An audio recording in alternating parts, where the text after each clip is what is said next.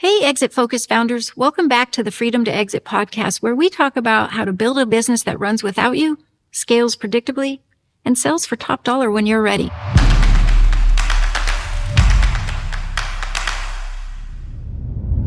Today's episode is about the biggest nightmare for any business owner trying to sell: having the deal fall apart at the last minute. If you think your business is sellable just because it's profitable, that just isn't true. Buyers can find hidden risks you didn't even know existed. Most business sales die in due diligence, but you can prevent this. Let's make your business deal-proof before you sell. We're going to break down the top deal killers and show you how to remove these risks years before the sale, explain why many business buyers now purchase assets, not the entire company, to avoid taking on unknown risks. And today we're going to cover the top reasons businesses fail to sell after getting an offer, how to prevent surprises in due diligence like compliance issues, customer concentration issues, other liabilities, environmental risks. And I'll give you some real world examples of deals that collapsed and what every seller should do in the next 1 to 3 years before exiting. Here's the truth. 30 to 50% of businesses that don't sell fail in due diligence, not in negotiations. 60% of failed deals are due to financial inconsistencies or surprise liabilities. 40% of buyers back out due to operational weaknesses, key person risk, or compliance concerns. When they uncover these issues, they walk away, especially financial inconsistencies, revenue overstated, profit not exactly right, expenses not matching. This is what happens when business owners mix in personal expenses and use aggressive accounting tactics. Buyers are going to demand clean books. You may as well do it now. If you have unresolved legal or compliance issues, other disputes, tax liabilities, get those resolved before you want to talk to buyers.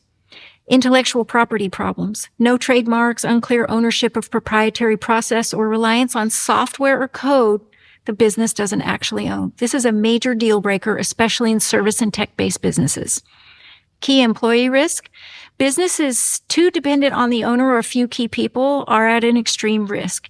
If a buyer sees that the company may struggle without a certain individual, they're going to either lower their offer or walk away. If you have supplier or customer concentration risk where 30% or more of your revenue comes from one place, they may walk away. What happens if that person leaves post-sale? So diversification is key. Environmental risks like storage tanks, underground drilling, regulatory zoning issues, these can delay a sale and maybe even close the sale.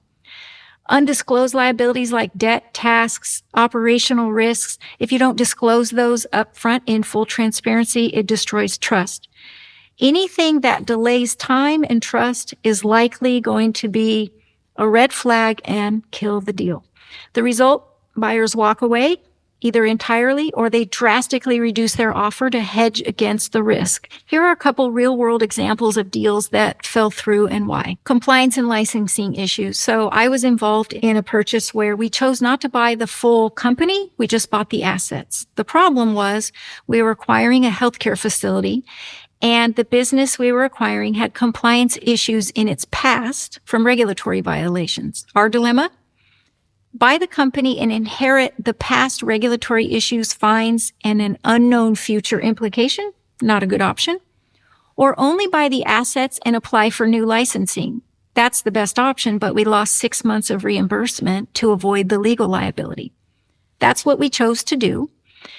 And we may have avoided financial and legal baggage from past owners in the future, but we also missed out on 6 months worth of earnings. So we got a new license under a clean slate, and that was good. The deal closed successfully with no hidden liabilities. But if they hadn't been up front, that deal might have closed or might have just been canceled. A plumbing company I know about was selling for $5 million, but 60% of its revenue came from one single contractor. The buyer said, if that one contractor closed or left, this business would lose most of its revenue overnight. So they discovered that during due diligence and cut their offer in half. So that didn't go through because that wasn't viable for the seller.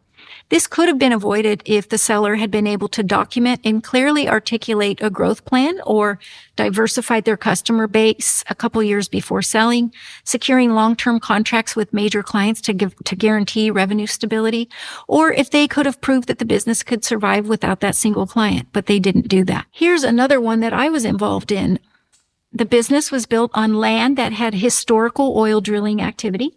The prior owner still owned the oil rights and mineral rights and was still responsible for underground storage tanks.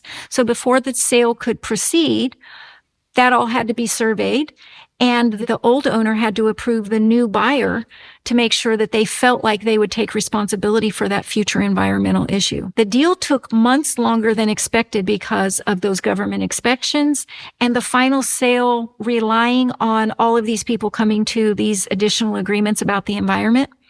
And this was an already complex and stressed negotiation. And guess what?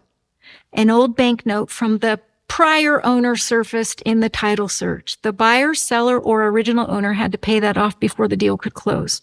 So here's a key lesson.